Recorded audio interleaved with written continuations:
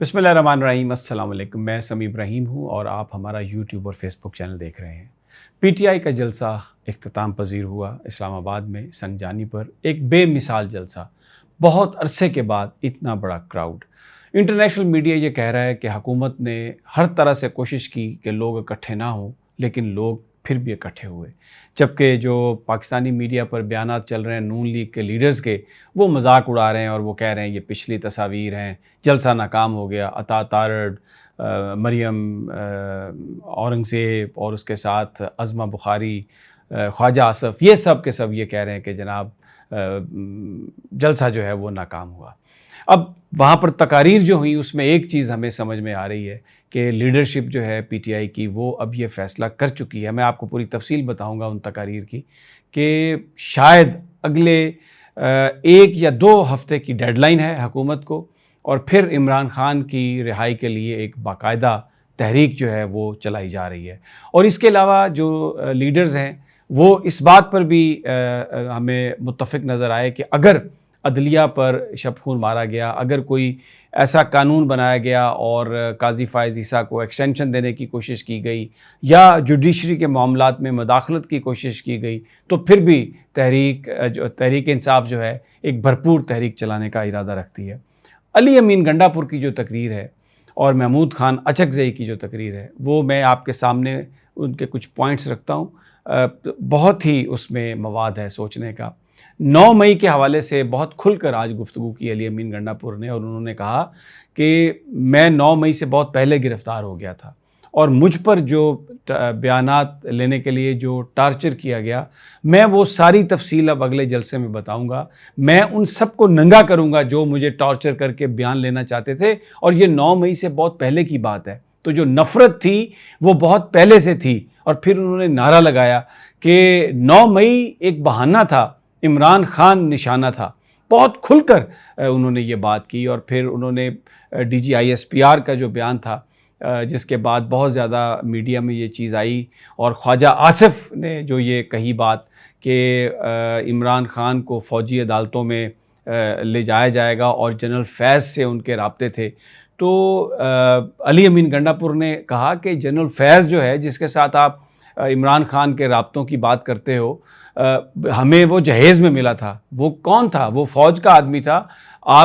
آپ کا جرنیل تھا۔ اگر کوئی پرابلم کسی جرنیل نے کی ہے تو آپ اپنا جو ادارہ ہے اس کو درست کریں، آپ ہماری طرف انگلی مت اٹھائیں۔ اور پھر انہوں نے کہا خواجہ آصف، میں تمہیں یہ بتانا چاہتا ہوں کہ تم یا تمہارا باپ کوئی بھی عمران خان کا مقدمہ ملٹری کورٹس میں نہیں لے جا سکتا، اور ہم اسے نہیں جانے دیں گے۔ نہ تم یہ کر سکتے ہو، نہ جنہیں تم اپنا باپ کہتے ہو، نہ وہ یہ کر سکتے ہیں۔ اور پھر D G I S P R کی پریس کانفرنس پر بھی علی امین گنڈا پور بڑا کھل کر بولے۔ انہوں نے کہا کہ آپ کہہ رہے ہیں کہ جی ہم غیر سیاسی ہیں، ہم کوئی بچے ہیں، ہمیں سب پتہ ہے کہ یہ سب سیاست ہو رہی ہے، اور آپ قطعی طور پر غیر سیاسی نہیں ہیں۔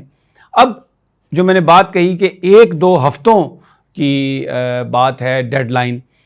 لگ یہ رہا ہے کہ اکتوبر میں، اگر اکتوبر تک یعنی سپٹمبر کے اینڈ تک عمران خان کو رہا نہیں کیا گیا تو پھر ایک بڑا احتجاج کیا جائے گا ملک بھر میں،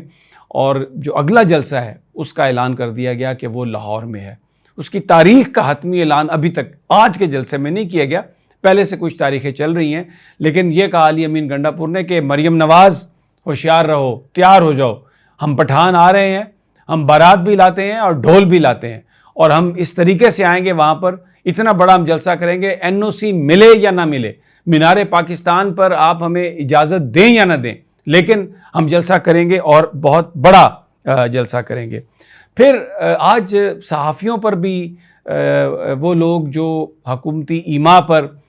پی ٹی آئی کے بارے میں خبریں اس طرح کی شائع کر رہے ہیں جو حقیقت پر مبنی نہیں ہیں،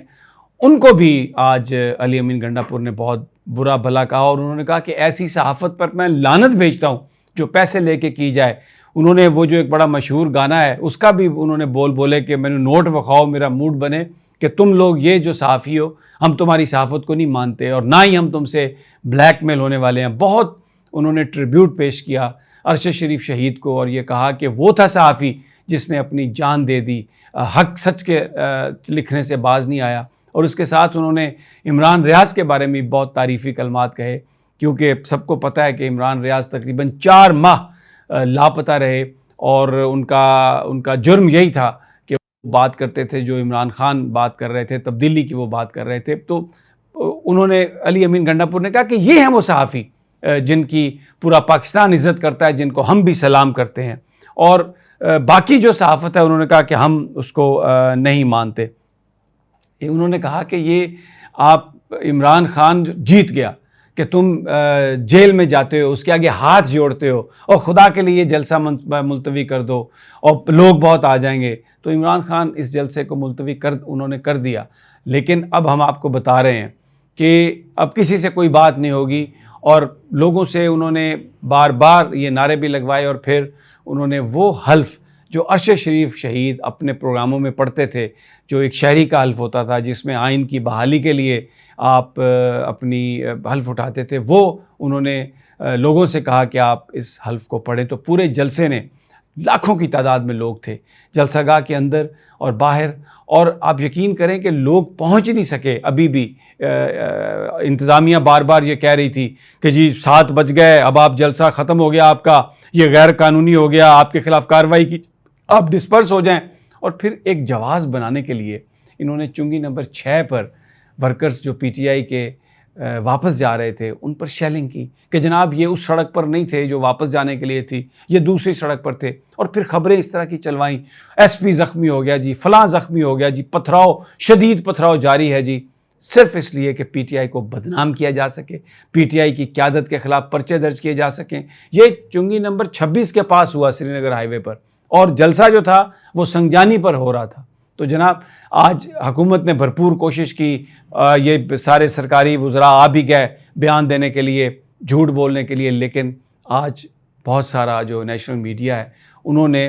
کچھ جھلکیاں بھی دکھائیں، جلسے کے ویژولز بھی دکھائے، اور جو ان کے سوشل میڈیا چینلز ہیں انہوں نے اس کو سٹریم بھی کیا، جو اس بات کا ثبوت تھا کہ ایک بہت بڑا ایونٹ تھا، اور عمران خان جو ہیں وہ ان پر جو بھی دباؤ تھا وہ کیونکہ جھکے نہیں، تو وہ جنگ جو ہیں وہ آلموسٹ جو پولیٹیکل جنگ ہے اس میں وہ اپنے جو ان کے حریف ہیں ان کو نیچا دکھا رہے ہیں۔ محمود خان اچکزئی کی بھی تعریف،